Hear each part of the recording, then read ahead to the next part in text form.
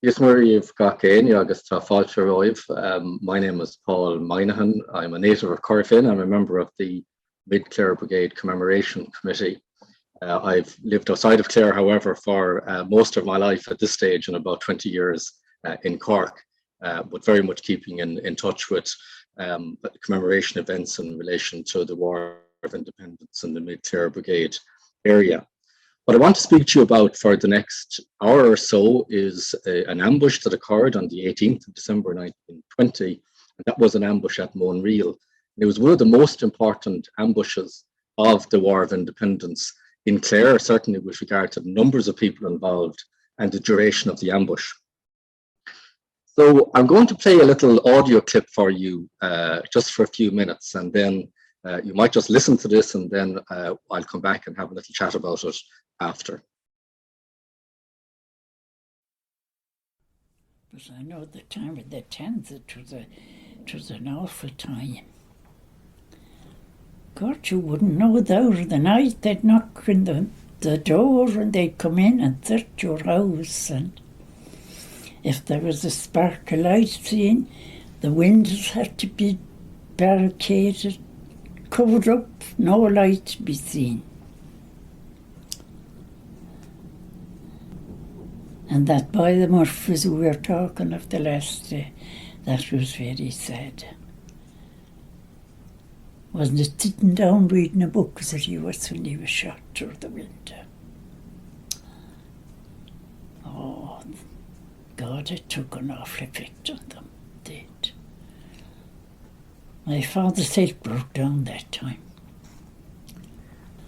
Oh, you'd be afraid of your life, sure. And the 10 or 12 lorries go from Ennistymon down to Ennis every morning. And they'd be banging shots at both sides. Oh, I remember the evening before we came in from school, I remember my father and mother, there wasn't a word out of them.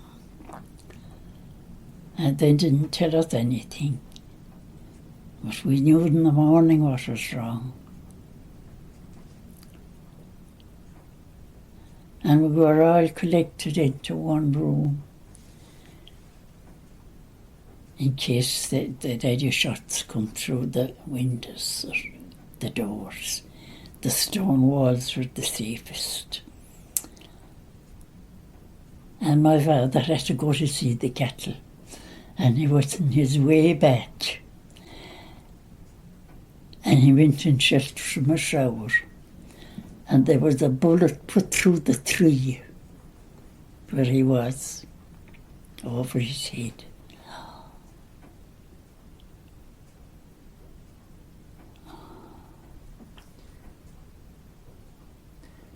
Oh my, it was a bad time. So that was Nora Canavan, and she is recalling in an interview with Tomás McNamara, and I'm very grateful to Tomás for allowing me to use this clip. Tomás, of course, the well-known and renowned historian on the War of Independence. And she's speaking about two things. The first part of the clip is what life was like in general, living along the road between Ennistymon and Ennis during the War of Independence, and she's speaking about the British Crown forces, and in particular the Black and Tans, who would have travelled along that road, and the indiscriminate way in which they fired at civilians and at private property. And this gives us a good insight into what life was like for the ordinary people of Ireland living under British rule during that period. The second part of the clip is Nora recalling the events of December 1920. She and her family lived at Monreal, and they experienced firsthand the ambush itself. So she's talking about that and about the terror that they would have experienced being caught up in those monumental events. So before I go any further, I want to speak about some context in relation to the historical recollections and accuracy of recounting the events of this period. None of us listening to this lecture was present at Monreal. We were not present during these events.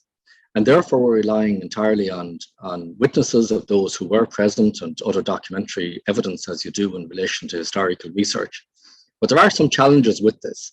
And as I go through today's lecture, we will see, in particular when it comes to issues like casualties, that there are some significant differences of recollection between the parties, the British on the one hand and the IRA on the other, and indeed amongst IRA participants with regard to some of the statistics there. And this isn't hugely surprising, and there are three challenges here that we must bear in mind. The first is that the events themselves were experienced by people who were recalling them as eyewitnesses, and eyewitness recollection is notoriously unreliable in general, despite the best efforts of those individuals. Secondly, of course, they were experiencing them under a fair bit of stress in terms of a stressful situation. There's also the time element. They were recalling these events very often in the 1950s when the witness statements were taken. Of course, others recalled events in the 1930s as part of pension applications, etc. But still, there was a period of time lapse there, which has affected, I suppose, some of the detail in relation to recollection. And the third, which I think is often overlooked, is the impact of the Civil War. And people were recalling events through the lens of the Civil War, where former comrades had become enemies in some cases. And you always have to bear that in mind when you are reading these statements, because sometimes there is a tendency to, I suppose, speak up maybe or talk up the contribution of some people who might have been on the same side in the Civil War, and at other times perhaps diminish or exclude entirely the contribution of others who might have been on a different side. So you do always, when you're reading these documents, you always have to bear in mind what side each party might have been on during the Civil War period. So what I'm going to go through today is the following. I'm going to give background to what life was like and what the military situation in Ireland was like in December 1920, and in Clare specifically. The background to the ambush and two important aspects of this: the raid on Rowan Barracks and the creation of the Mid Clare Brigade flying column in November of 1920, and then speak about the ambush itself, what the plan was, how it unfolded, and the aftermath. So I want to start by looking at what the Crown forces were like in Clare during 1920. So the main focus of IRA attention throughout most of the War of Independence was directed towards the Royal Irish Constabulary, the RIC. And the RIC really were the main fighting force of the Crown forces in Ireland and the main manifestation of British rule in Ireland during this period. And it would be a mistake to believe that the RIC, or to categorise them as some form of precursor of An Garda Síochána. They were nothing like that. They were much more like a military force. And of course, Britain liked to maintain the pretense that the Irish situation was a police situation as opposed to a war. The RIC were heavily armed. Typically, they had the Lee Enfield rifle Mark III. They also would have had the Webley sidearm, and in many cases as well would have been accompanied by a Lewis machine gun. So they were very heavily armed and they were well trained. There were challenges with regard to for the RIC during 1919 and 1920. These challenges arose from attacks on RIC barracks, the killing of quite a number of RIC men. This forced the RIC to concentrate their forces into a smaller number of barracks throughout Ireland. So in North Clare, for instance, this would have involved them retreating to barracks in Ballyvaughan, Corofin, Ennis, Ennistymon. In Ennistymon, there were about 50 RIC, in Corofin about 40, and again, large concentrations in some of the other barracks.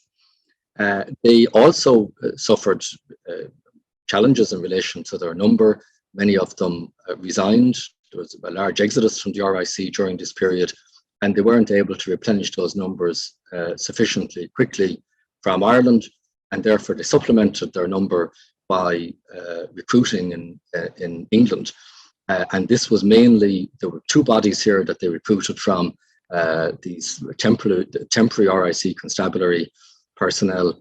The first, which became colloquially known as the Black and Tans, and here's an example of a Black and Tan. usefully as well for our purposes, holding a Lewis machine gun, which gives you an idea of what that weapon looked like. He also has a sidearm, and also, of course, the auxiliaries.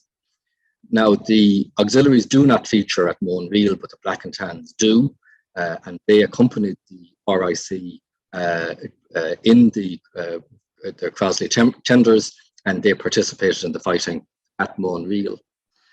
So here's a postcard from around this time. It shows 4 branches of the Crown Forces. We have the RIC, an RIC man on the left. The second man over is what a Black and Tan should have looked like. He's dressed all in tan in this case with the RIC cap. They got their name, of course, from the fact that they didn't have sufficient tan uniforms, and they mixed it with the RIC uniform, which gave them this black and tan look, even though, in fact, the RIC uniform was a dark green, not black. The third individual over is an auxiliary, and the fourth is a veteran, is a military veteran. The other manifestation of British rule in Ireland, of course, from a Crown Forces point of view, was the British Army. And the British Army had a number of divisions in Ireland at this time. The specific manifestation of the British Army in Clare in 1920 was the 2nd Battalion Royal Scots, and they were part of the 6th Division of the British Army. They were headquartered in Ennis. They arrived in Ennis about 1920, but they also had a number of detachments in other towns and villages across Clare. There were 100 in Ennistymon at the time of the ambush. There were 120 in Corofin.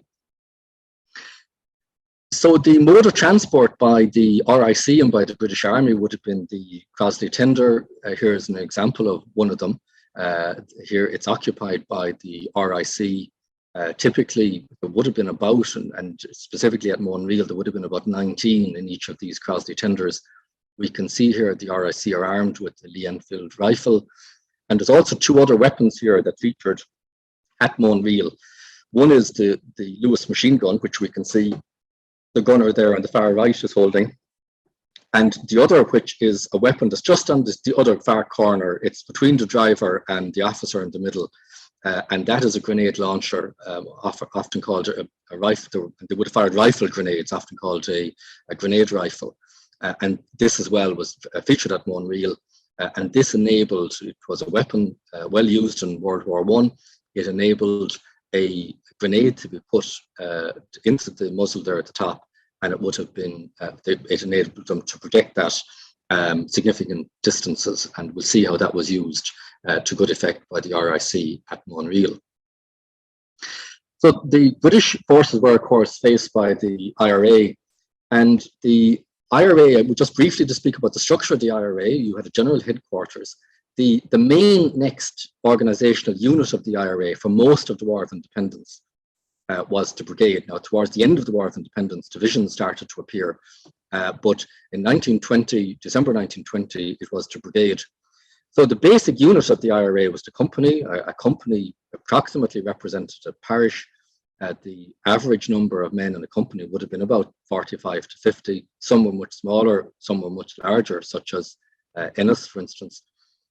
You would have had 8 or 10 companies in a battalion, and each battalion might have had 350 to 400 men, and you would have had about 4, 5 or 6 battalions in a brigade.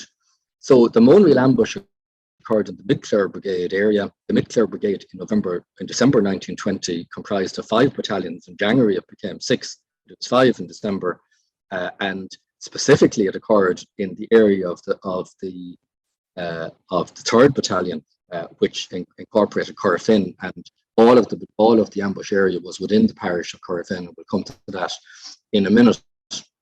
So I'm not going to go through all of this clearly in detail, but this was the staff of the Mid Clare Brigade. The OC was Frank Barrett, and these were the officers of the various battalions. Again, only 5 of them in December 1920. Many of the names here in this list: Sean McNamara, Andy O'Donoghue, Sean Casey, John Minihan, would have participated in Monreal. And again, we'll meet some of these characters as we go through the lecture. So this gives a little bit more detail. I've concentrated on the 3rd Battalion simply because the 3rd Battalion was the area in which the Monreal Ambush occurred. We can see the staff of the 3rd Battalion. We can see, for instance, the specific area actually was Ra down here. And Ra, there are 2 parishes in Corofin, Ra and Kilnaboy. Both combined formed the parish of Corofin. Ra here had 49 members. And so the captain of Ra would have reported in to the OC of the 3rd Battalion, Sean Casey, and he in turn would have reported into Frank Barrett, the OC of the brigade. So some of the background to the ambush, there were 2 factors that were critical in the lead up to the ambush at Monreal. The first was the creation of the active service unit of the Mid Clare Brigade. So even though you would have had, for instance, over 2,000 people in the Mid Clare Brigade, 2,000 men, this was a theoretical number only, and only a fraction of them would have been able to take to the field or to engage the British Army in any form of combat. And one of the key limiting factors here was the availability of firearms, which was the great problem facing the IRA throughout the entirety of the War of Independence. They didn't really have firearms, except some, of course, had been imported, but for the most part, they were relying on acquiring firearms from the British themselves through raids and ambushes. So there was a shortage of firearms. The Mid Clare Brigade quite uniquely had adapted a shotgun by pouring wax into the pellets, which got a greater range and inflicted greater damage. But it really wasn't sufficient against a modern British Army and well-armed police force. So the active service unit was agreed to be organised in August of 1920. It didn't come into existence until November, again because of the lack of arms. The idea of creating an active service unit was that you could concentrate the firearm of the brigade in one unit that was dedicated to the task, and for the most part, these people would have been on the run permanently, or would have been on the run for a number of years. So that was formed in November 1920. In the meantime, they had acquired firearms. This arose from the raid on the barracks in Rowan, where they captured that barracks with the aid of a man by the name of Bill Carroll, and we'll come across him in a few minutes. Bill Carroll was an RSE man who betrayed the barracks in Rowan. That was captured, and with it, they captured a significant quantity of firearms, about 15 Lee Enfield rifles, revolvers, huge amounts of ammunition, and other forms of sidearms, and also grenades, boxes of grenades and rifle grenades, all of which hugely increased the firepower of the IRA and of the active service unit. So the active service unit was under the command of Joe Barrett. Joe Barrett was from Dara. He was a brother of Frank Barrett, the OC of the brigade itself. Immediately upon its creation, they attended a training camp in Kilfenora in early December. And John Joe Nealon was the former vice OC of the 4th Battalion, which is over around the Ennistymon Milltown area. And he says that when they met in Kilfenora, the brigade column which had been assembled included practically the flower of Mid Clare. Men had come together, many of whom had never met before, and who were known to one another only by their reputations. So the column at this stage consisted of about 30 people. It increased subsequently to about 50, and was reduced again during 1921 to about 30 because it became unwieldy. But at this point, it was about 30 individuals. Most of them had been on the run for a number of years at this stage, back as early as 1918. Others had gone on the run after Rowan because they had been suspected of involvement in that particular action. So this was a significant moment for the Mid Clare Brigade, the creation of this column. The training camp was was been run by Ignatius O'Neill of Milltown Malbay. Ignatius O'Neill was the former OC of the 4th Battalion. He had resigned only a few weeks earlier, arising from some disagreements with his commanding officers. And he resigned shortly after his greatest triumph, because Ignatius O'Neill was the mastermind behind the Minihan Ambush, which was probably the most successful single military engagement by the Mid Clare Brigade throughout the entirety of the War of Independence, and indeed a significant ambush even nationally. But he was in charge of the training camp. Ignatius O'Neill was accompanied by a man by the name of Martin Slattery in training the the active service unit. Both of them had significant British Army experience. So while they were at the training camp, intelligence came to them that there was a convoy, a small convoy of Crosley tenders travelling each day between Ennistymon and Ennis. They travelled, there were about 19 men in each tender. They were a combination of military and police, and by police now I mean RIC and Black and Tans. And that they used to travel between 9 and 10 o'clock in the morning. So a discussion took place as to whether or not they should ambush this particular convoy. And there was some misgivings about whether or not this action should take place. John Nealon suggests to us that even Joe Barrett had some misgivings about it. The reason being whether or not there was a suitable place along the road in which to undertake this ambush. But John Nealon tells us the two factors really were very influential in a decision to go ahead with it. The first was the personality of Ignatius O'Neill himself, who was, he strikes me as having been a strong personality. He took a very strong view on this, that it should happen. Given that he was organising the training camp, he may have exercised a disproportionate level of influence over the decisions that were made, even though he wasn't actually a commissioned officer at the time. And the second was encapsulated in this quote, that there was really a desperate wish amongst them to do something big as what had been done in other counties, such as Ballinallee and Kilmichael, and of course those actions had occurred quite recently.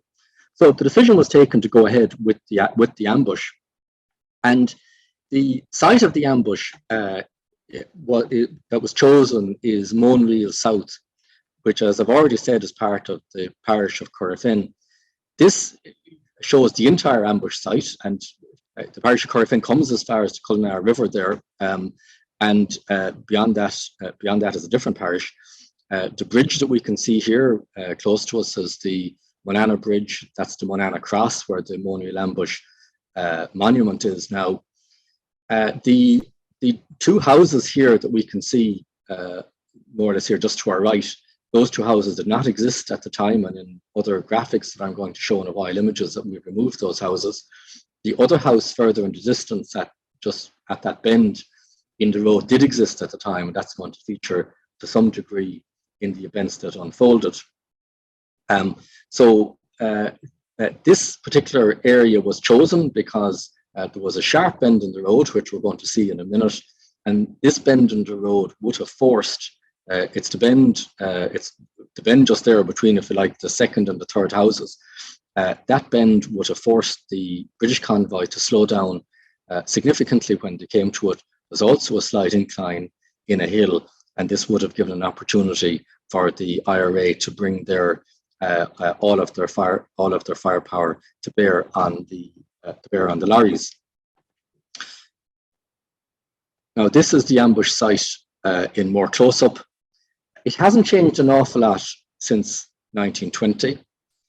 The road has been straightened to some extent. Now, we're going to talk about this in relation to this side of the road that we're on here at the moment, being the east side of the road, and we're going to say that the other side of the road is the west side of the road. So that's the language I'm going to use as we go through the lecture. Now, this little private road here, farm road here, did not exist at the time. That road is essentially cutting between what were the cattle shelters here at the back and a quarry that existed in the front. And again, this quarry is going to feature. So we can see kind of some white stone here just in front of those cattle shelters.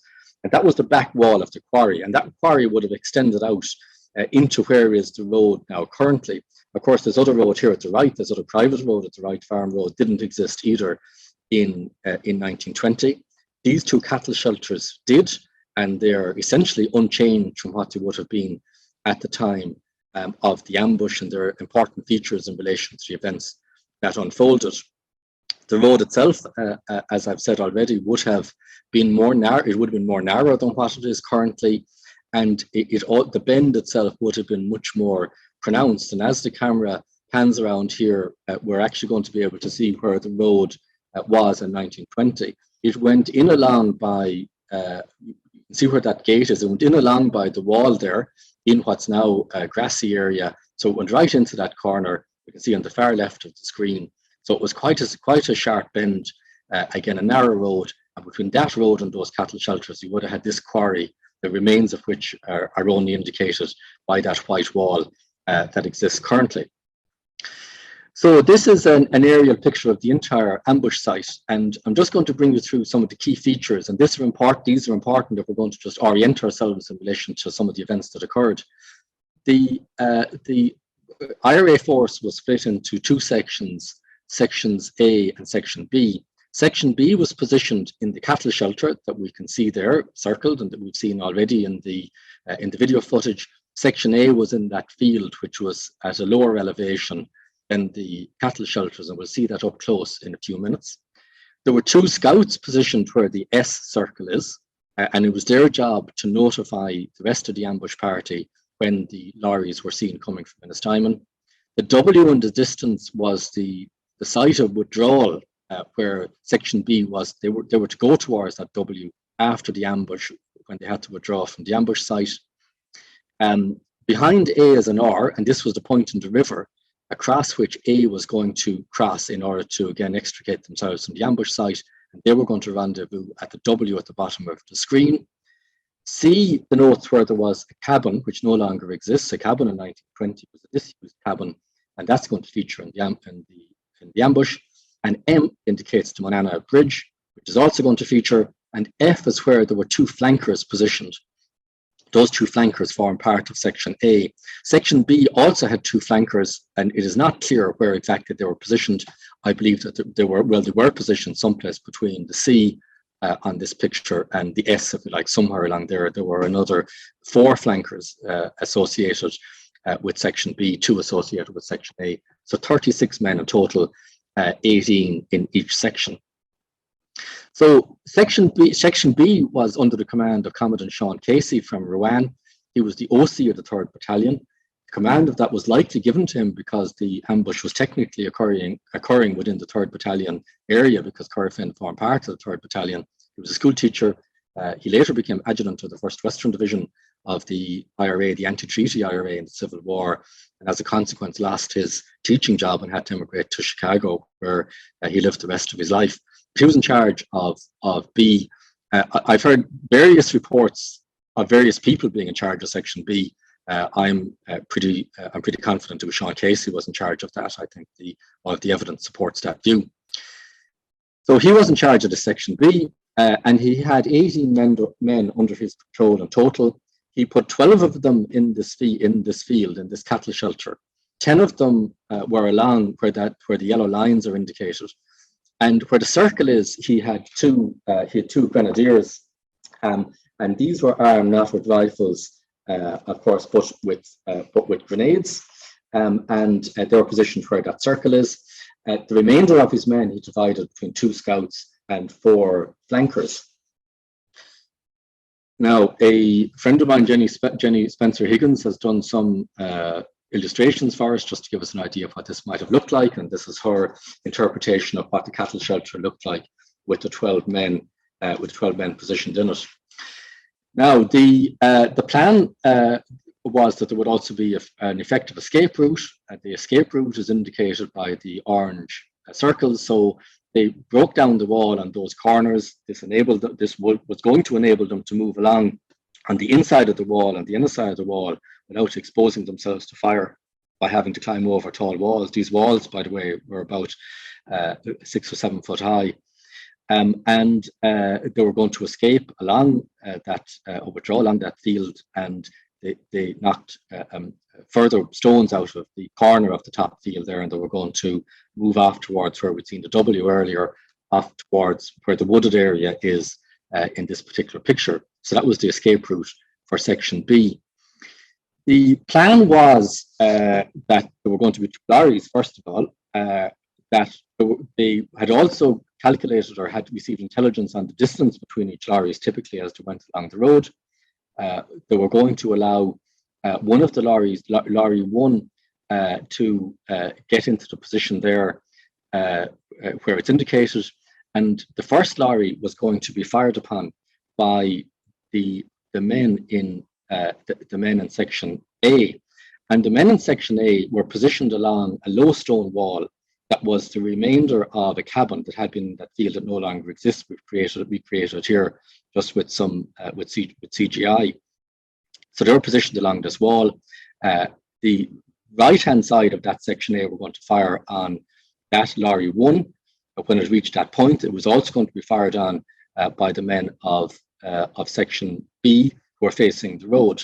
The left-hand side of the men in section A were going to fire on lorry 2 once it rounded the corner, and it was intended that both of these actions were going to occur simultaneously.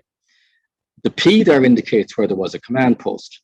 So Joe Barrett was in charge of section A, and he split his men between 12 men along that wall, 4 men in the command post, and the 2 flankers that we had seen earlier at the other side of the road near the Monreal Bridge.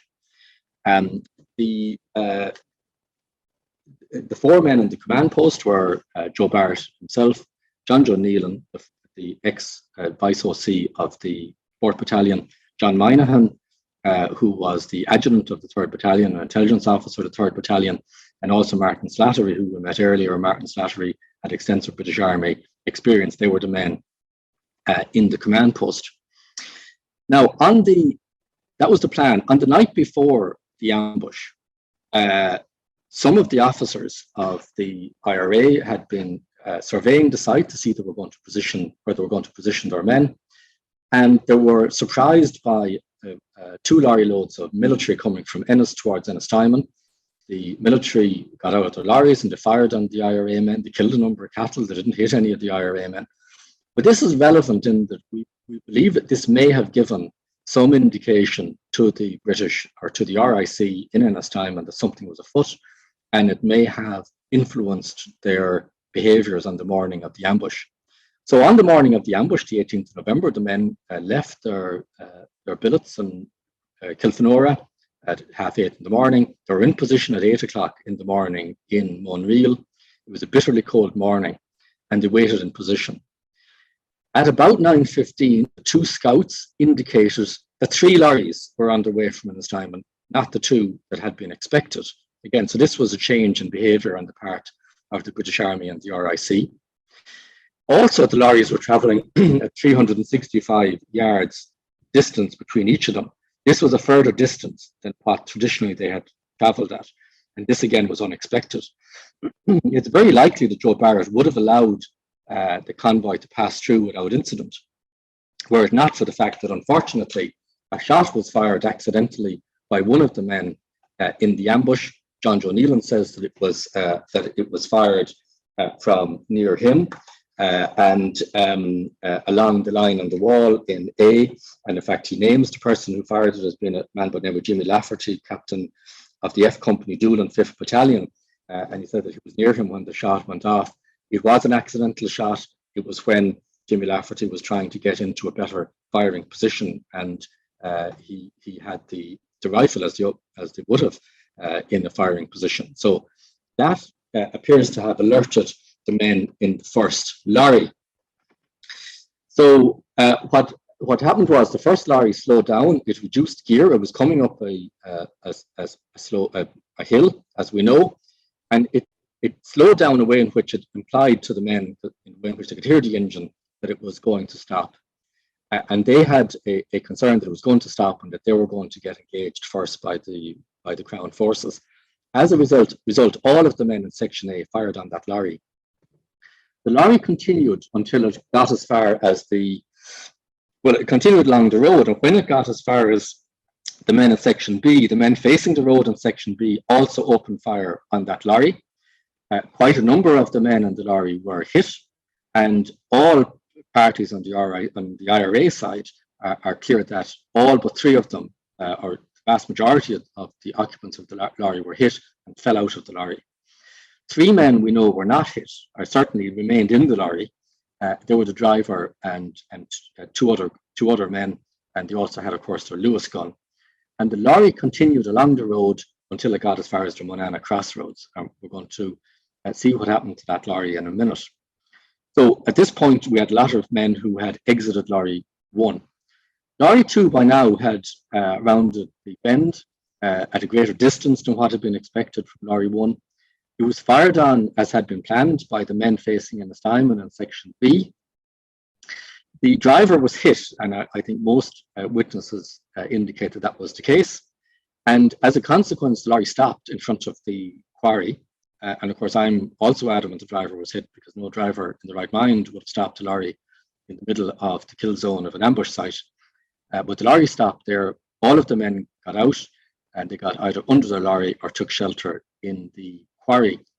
In the meantime, the three remaining men in the first lorry that stopped at Monana Crossroads, two of the men got out, and they mounted a machine gun in the where is indicated here, and we know the names of these two men. They were Sergeant Clark and a Private Black of the 2nd Battalion Royal Scots. So they mounted a machine gun there, and they began to fire on the men in the cattle shelter in B.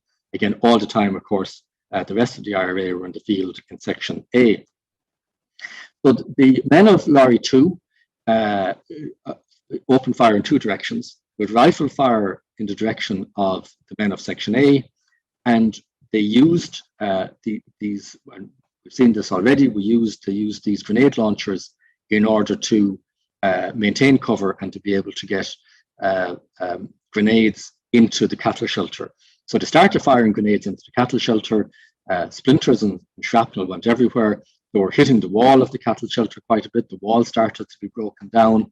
And as a consequence, the men of section B were in a very difficult situation indeed. So we're going to stick with section B for a minute. The third lorry, in the meantime, stopped opposite where that house is now, and that house did exist in 1920. And this lorry was made up of a mix of military and police. I should say that the first lorry comprised entirely military, the second lorry comprised entirely police, which is RIC and Black and Tans. This third lorry was a mix of both. I believe that the third lorry did split, and I believe it split between police and military. And I believe that it was the military who entered the field to engage section B, and it was the police who entered the field to engage with section A. So they moved along the field in this direction, and they brought the Lewis machine gun with them. They positioned there, at this stage now, the men of section B were effecting their escape, and they had gone through those fields that we had seen earlier.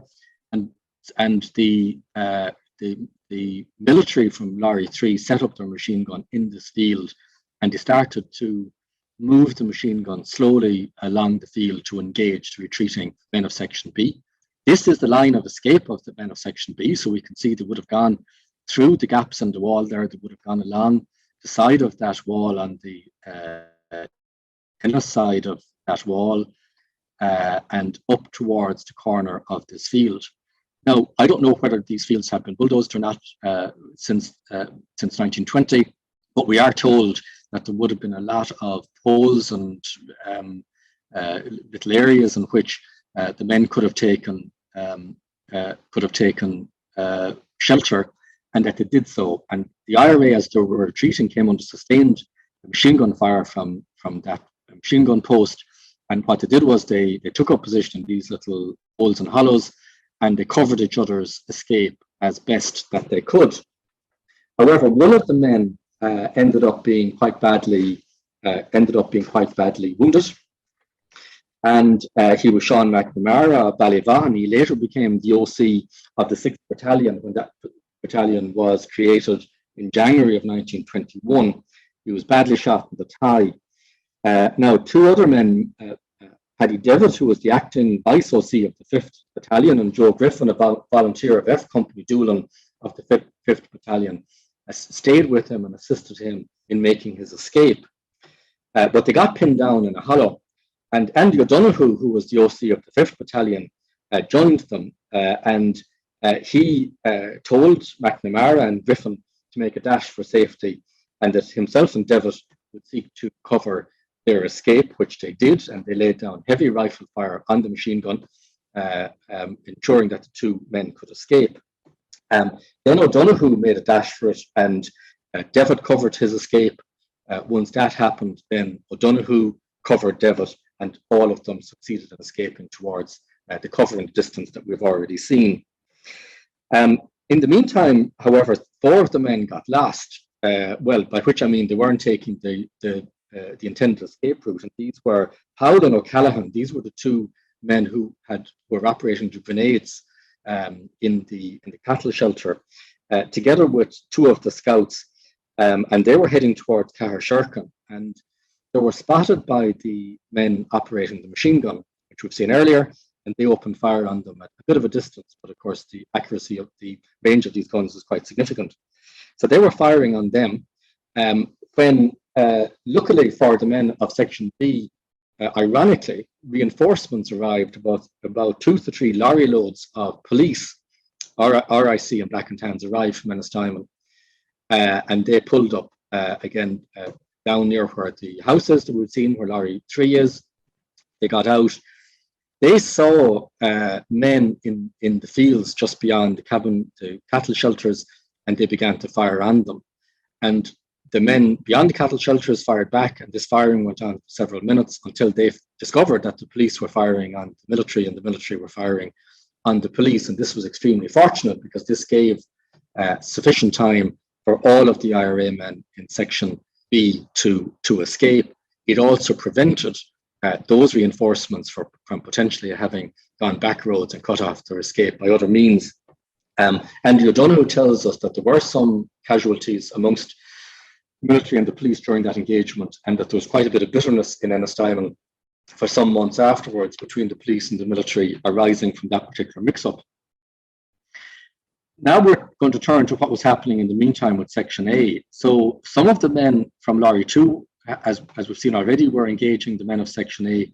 The police from Lorry 3 entered that field that we can see and started to move along the field towards Section A.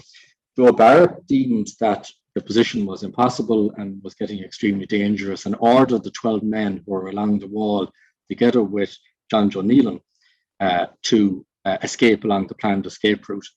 And 3 of the men in the command post, Joe Barrett, John Minihan, and Martin Slattery, were to stay behind and cover and fight a rearguard action to enable the others to escape. So the position of this field has been bulldozed in the meantime, so it would have been much steeper. So there was a steep drop down along here, and it was actually very difficult for the police who had entered the field to be able to fire down in this direction. But in the meantime, however, they had positioned a machine gun up in the area that was vacated near the cattle shelters just beyond that had been vacated by the men of Section B. So this was the planned escape route of the men of Section A. So those 13 men would have gone along here and attempted to cross the river at this point. However, their attempts at crossing the river were thwarted by the machine gun that had been placed up on the hill.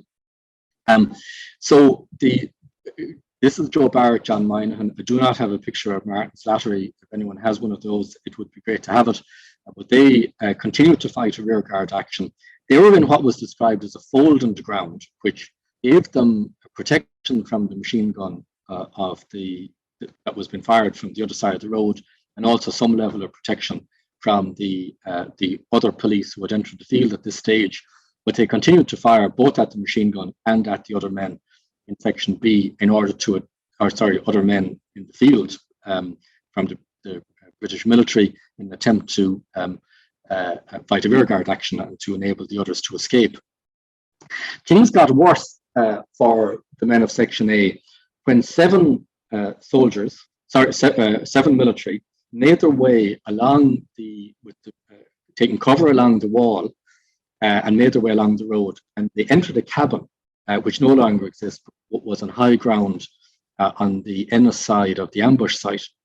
And they attempted to bring the Lewis machine gun into action by putting it through. They knocked out a hole in the wall on the side of the wall that was facing Ennistymon, and they attempted on 2 occasions to bring the machine gun into action. Now, we can see the position of the cabin. We can see where the men of Section A were. They've now withdrawn from that position. We can see P is the command post. So we can see the relative positions of those areas in relation to each other. And had they brought the machine gun into action, they would have undoubtedly inflicted significant casualties on the men who were attempting to cross the river. The men of the command post, again, who were fighting rearguard action, they fired, and according to Joe Barrett, they trained accurate fire on the opening in the wall. They prevented the machine gun from coming into action on 2 occasions. The men in the cabin gave up. 5 of them gave up trying to get it through the cabin, the hole in the cabin, and instead they brought it out into the field. And 5 of them brought it out into the field in front of the cabin, and again attempted to bring it into action. But further fire from the command post prevented that from occurring, and eventually those men withdrew. So that machine gun was not brought into action against the men crossing the river, which was extremely fortunate. However, the machine gun at the other side of the road continued to fire at them. Now, this is the position of the cabin in relation to the command post, and the Lee Enfield rifle had an effective range of about 300 yards, a total range of about 3 kilometers. But this would have had no difficulty, just in terms of the practicalities of this, hitting a human target from that distance with modern Lee Enfield rifles. That would have been entirely feasible. So I think there is a lot of evidence that effective fire was brought from that command post onto the cabin and preventing that machine gun from being brought into action. So eventually the men did make their way across the river. This was the direction in which they were to go. The 13 men who crossed the river then took up positions in behind rocks and in various other areas at the other side of the river, and they started to effect fire on the area vacated at the other side of the road, the east side of the road. They started to fire on the machine gun, and they were firing on the other men who had entered the field, and this enabled the men of the command post to also get across the river, and all of them went to the other side of that hill in the area marked W. So they realized, however, at this point that they had a further problem, which was that they were now missing the 2 flankers that had been positioned where F is there. And so Joe Barrett looked for volunteers to go searching for these men. According to Joe Barrett, everyone volunteered, but he only chose 6 of them for this very dangerous mission. And they went looking for them, and they discovered that they were under the Monreal Bridge.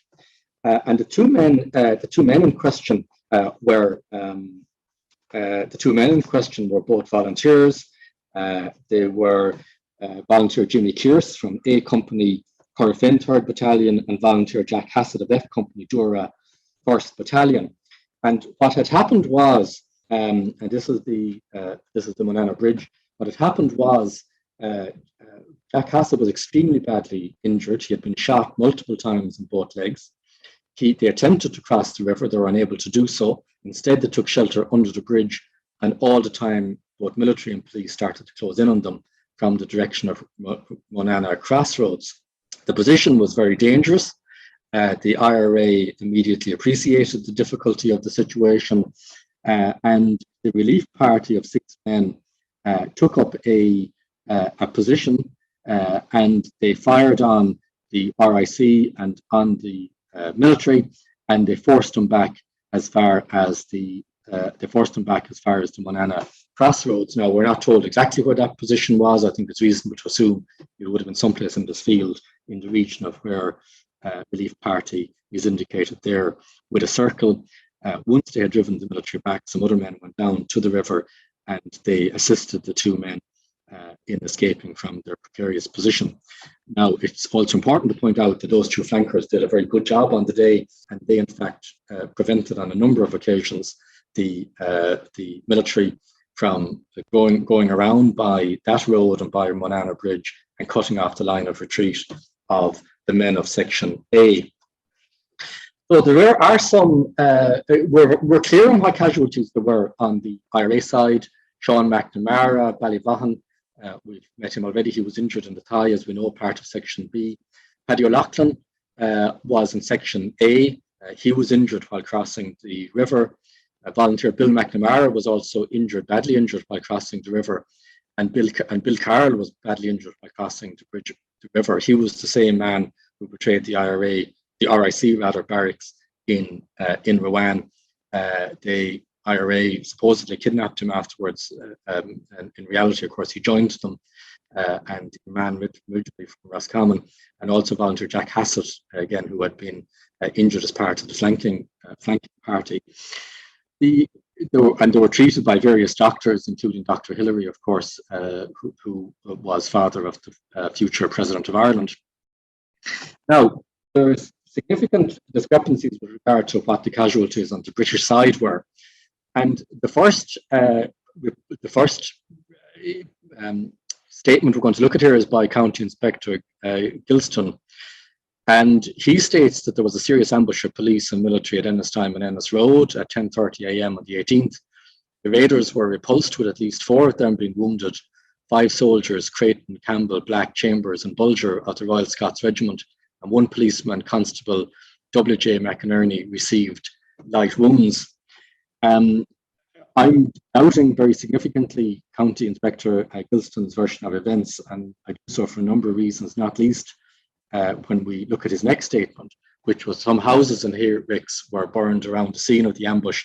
They appeared to have been ignited by rifle fire or by the raiders to form a smoke screen to cover their retreat.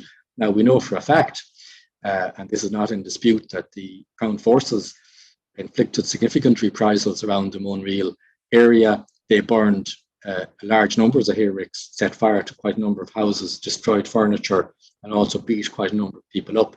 Now, there were no casualties, there were no fatalities, luckily, as might have happened after Minihan, for instance, but still very significant reprisals. So I'm doubting the accuracy of County Inspector Gilston's reporting of things in general. The driver of the first lorry was a man by the name of Corporal George Henry Roberts of the 2nd Battalion Royal Scots. He married a local girl in Ennistymon and settled in Ennistymon afterwards, and he has given us a statement. He has given us some statements in relation to this, and just to read this: in addition to the 6 men in my tender who were wounded, 1 black and tan sergeant driver, Dan McInerney, an Irishman, and another black and tan in the 2nd tender were also wounded. There was no casualty amongst the men in the 3rd tender. Although I was present when the wounded men were being put on the lorries for Ennis, I did not see any dead man amongst British troops, and I do not believe that in the subsequent fighting which followed after the British forces dismounted from the tenders, they sustained any casualties.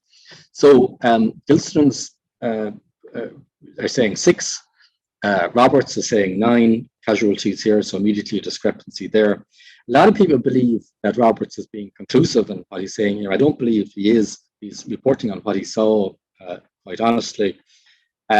He also interestingly says that the captain of the convoy, who was in his lorry, threw himself out of the lorry at the ambush site. He might have thrown himself out. It's also possible, of course, that he was injured and fell out. I just am wondering whether an experienced army officer who had fought in the Great War would have thrown himself out of a tender in the middle of the kill zone of an ambush site. And also, for instance, Henry Roberts says that the ambush occurred at 6:30 in the morning. Everyone else is fairly clear that it happened between 9:15 and 10:30. It's also important to remember, actually, I need to point out that this ambush lasted for about 2 hours, which is a very extraordinary length of time for an ambush, and not the type of engagement that the IRA would ever have wanted to get involved in. For that length of time, the idea of an ambush was that you undertook the ambush and you got out of there as quickly as possible. So John Nealon says as soon as the first lorry came around the bend, it was raked by fire from our side of the road. Most of the occupants were knocked out of action, but the driver was uninjured and drove the vehicle as far as the Monana crossroads, where 2 soldiers with a machine gun got out. He also says that the second lorry came under the position of the men in the cattle shelter, and some of its passengers were also knocked out, but the majority of them were able to fight. I'm not able to give any details of their casualties, but I'm certain that most of the troops in the first lorry were knocked out. Andy O'Donoghue states that all the men of Section A opened fire on the first lorry as it sped past the cattle shelter. It came under our fire, but the driver was not hit, though several of his passengers toppled onto the roadside, either killed or wounded. The second lorry halted almost in front of the quarry. The driver of this lorry had been hit.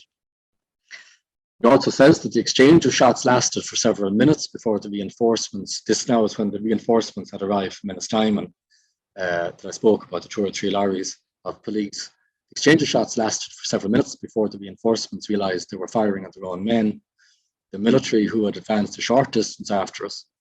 There were some casualties, and it gave rise to a lot of bad feeling afterwards between the military and the police. And I will just say, I'm not implying that other people's aren't accurate, but Andy O'Donoghue's recounting of events in general, when you read his accounts, is always very convincing. He exercised a lot of accuracy in his use of language, etc. And he also says, I'm certain, though, that in the first lorry, not many survived injury. I also think that in the subsequent fighting, a number of the enemy were hit. Joseph Barrett controversially does give some figures to this. It subsequently transpired that all of the first lorry had been killed or wounded, that most of the British losses, which amounted to 16 killed and 14 wounded, were numbered amongst its documents. I'm not going to comment on that. I wasn't at Monreal. Joe Barrett was. That's his account of what happened. And what I'm pointing out here is there are discrepancies with regard to the number of casualties. I can't tell you exactly what the casualties were at Monreal. Perhaps future records will give us a better indication of what this was. I believe, however, that there were a significant number of casualties amongst the British at Monreal. There had to be, really, to an extent. As I said, it was a firefight that went on for about 2 hours with modern rifles. In many cases, I mean, the first lorry in particular, was fired on at point-blank range from quite a number of the men facing the road in Section B, and also by all of the men in Section A. So I think everyone seems to be agreed that most of the men, I believe all of them except for 3, were probably injured, and there would have been 19 per lorry. And I think it's very likely that further men were hit as well. And I also think that some men may well have been hit by the men at the command post when they were firing on the machine gun. 7 entered the cabin and 5 came out. So it's possible 2 were hit during that action when they were attempting to bring the machine gun into action while they were in the cabin. Again, I don't know what the casualties were. All we can go on is the records that have been given to us by the men who were present at the time. So there were reprisals afterwards. I'm not going to go through this in too much detail. I've alluded to it already. This is just a sample of some of the compensation claims that were submitted. These are 1920 prices, of course, so we can see that the value of these in 1920 would have been significant multiples of what's indicated here.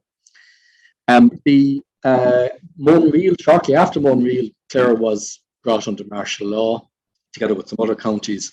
I'm not saying Monreal precipitated this, but it would have been one of a number of actions that contributed to this. And I think it's important to just point out that the IRA, Monreal was a success ultimately, though it did come as a cost and it didn't go according to plan. But ultimately it was a success insofar as it contributed towards the breakdown of British rule in North Clare. The IRA were not fighting a war of attrition. It was not their intention to fight pitched battles with the British Army and the RIC. It was their objective to break down, amongst other things, to break down communication. And as we've seen, the RIC and the military had confined themselves to a number of locations across the county. It was critically important that they were able to move supplies and men between those locations and communication between those locations. Monreal contributed towards making that very difficult for them. And where prior to Monreal, the British and the RIC were perfectly happy to head on the road with 2 Bosley tenders with 19 men in each. After Monreal, the minimum number of lorries that would take to the road in a convoy was 6. More often, it was 10 to 11. And they would also be accompanied by 2 armoured cars, one on the front and one on the rear. And very often, they timed their transports to also accompany trains passing through the same area with additional military on board.